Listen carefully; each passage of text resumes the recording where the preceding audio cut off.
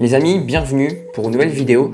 Dans cette nouvelle vidéo, on va s'intéresser au cas de Sacha Boey et de son transfert au Bayern de Munich. Donc c'est plus qu'une question d'heure, hein. Le joueur français il est déjà arrivé à Munich, donc à mon avis à l'heure où j'enregistre la vidéo, il a déjà signé son contrat. Il ne manque plus que l'officialisation.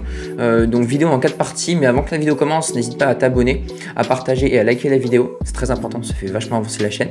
Donc vidéo en 4 parties, tout d'abord on reviendra sur les infos du transfert, les infos sur le joueur, ensuite on verra l'analyse tactique de ce joueur et technique, points forts, points faibles et axes d'amélioration. Ensuite, évidemment, quel apport au Bayern de Munich et quel apport individuellement pour lui. Et enfin, je vous donnerai mon avis comme lors de chaque vidéo mercato.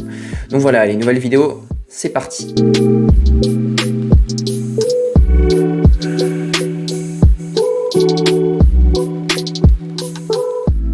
Donc Sacha Boey, c'est un latéral droit français qui est estimé à 22 millions d'euros sur Transfermarkt. Contrat jusqu'en juin 2025, on aurait un transfert autour de 30 millions d'euros. Donc il est originaire de Montreuil, donc du coup en Ile-de-France. C'est pour ça d'ailleurs qu'il porte le numéro 93, donc numéro de son département. 1m78 pour 70 kg, ce qui en fait de lui un latéral finalement assez physique comme je vous le mets à l'écran. Il a été international U21, donc avec la génération des Quentin Merlin, des Amine Gouiri, des Maxence Cacré et compagnie. Donc estimé à 22 millions d'euros, encore un an de contrat. Il a participé à 31 matchs cette saison, toutes compétitions confondues, avec qualification à la Champions League et le championnat, et du coup la Champions League vu qu'ils se sont qualifiés.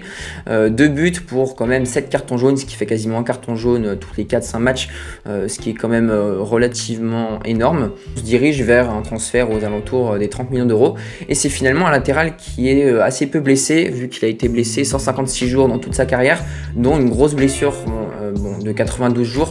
Mais voilà, à part cette blessure à l'ischio de 92 jours, c'est vrai que c'est pas un latéral qui est beaucoup blessé, c'est un latéral finalement assez complet et assez fiable, on va le voir dans la suite de cette vidéo. Donc, en ce qui concerne l'analyse du joueur maintenant, c'est un joueur qui est finalement assez complet. Ce que je vous propose, c'est d'abord de s'intéresser à l'aspect défensif, parce qu'un latéral, quand même, ce qu'on lui demande en premier lieu, c'est quand même de défendre. Donc pas mal de qualité, on va dire. Profil assez athlétique, il est endurant, il est également rapide. C'est pas le défenseur le plus rapide, par exemple tu compares à un Gusto qui est vraiment ultra rapide, il va être moins rapide, il va être relativement endurant et il va être fort dans les duels aériens. Ça c'est vraiment quelque chose qui m'a marqué quand j'ai regardé ses matchs. C'est quelqu'un qui a une très très bonne détente pour un latéral qui fait quand même 1m78, donc c'est pas un petit latéral, hein, attention. C'est un latéral qui est dans la moyenne, on va dire. Très bonne détente, il est relativement bien placé dans tout ce qui est phase défensive, mais attention, il y a quelque chose pour moi qui m'a un peu déçu, c'est que parfois il fait pas assez mal dans ses tacles, chose dans laquelle il est plutôt bon, mais voilà, je trouve il y va pas assez parfois, et on l'a vu face au Bayern notamment, Leroy Sané il l'a un peu enrhumé 2-3 fois et ça lui a coûté notamment un but. Donc voilà, attention, parfois il faut vraiment qu'il aille plus au duel, et je le trouve un peu trop passif et il recule trop et il n'intervient pas assez rapidement, donc voilà, attention là-dessus. Dans le secteur offensif, donc comme je vous l'ai dit, c'est un joueur qui est relativement complet, c'est un joueur qui va être excellent dans tout ce qui est passe courte, il va être très bon dans les centres. Malheureusement je trouve qu'il n'entend pas assez, pareil dans tout ce qui est débordement il n'entend pas assez, je trouve que c'est dommage, mais c'est un joueur qui a un QI foot relativement bon, je pense au-dessus de la moyenne. Sinon il partirait pas pour 30 millions d'euros au Bayern de Munich. Il projette pas assez. Branche, il a une relativement bonne finition, donc ça c'est quand même pas négligeable. Il marque 2 buts, c'est pas non plus incroyable, mais voilà, faut quand même les marquer, les 2 buts. En Ligue des Champions, il a pas été déconnant, il a été même très bien adopté de la part des supporters. Il a mis Léo Dubois sur le banc, je veux dire en un an.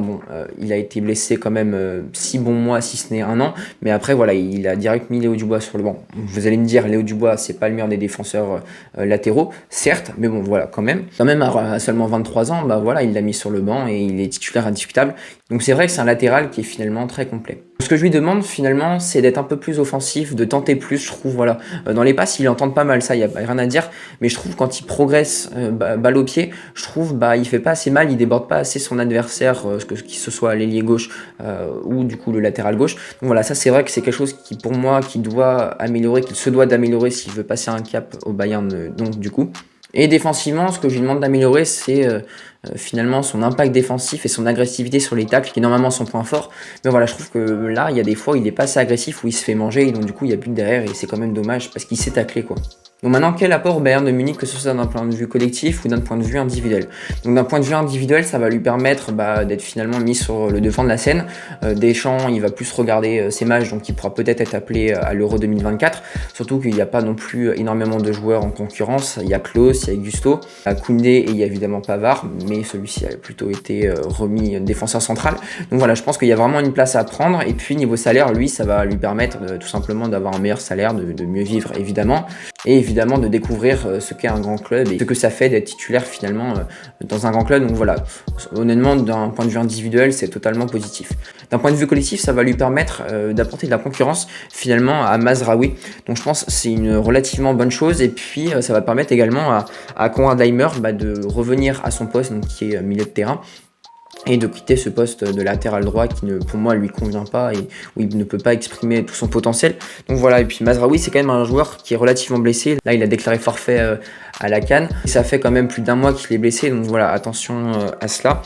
Et puis d'un point de vue collectif, ça va permettre au Bayern de miser sur un joueur qui va être relativement fiable, tant offensivement que défensivement, un jeune joueur, et ça va permettre à Mazraoui d'être concurrencé, lui qui est trop souvent blessé. Donc enfin, je vous donne mon avis. Donc mon avis, il est tout tranché. Pour moi, c'est un super coup, un peu cher, parce que pour moi, je l'aurais bien vu aux alentours de 22 millions d'euros, 20, 22, tu vois, un truc comme ça. Je pense que ça aurait été un peu plus cohérent. Bon, après, évidemment, pour le Bayern, ça reste quand même une superbe recrue, un peu cher, mais voilà, je pense qu'il n'y a pas trop de risques, surtout que financièrement, le Bayern, ils sont quand même assez solides.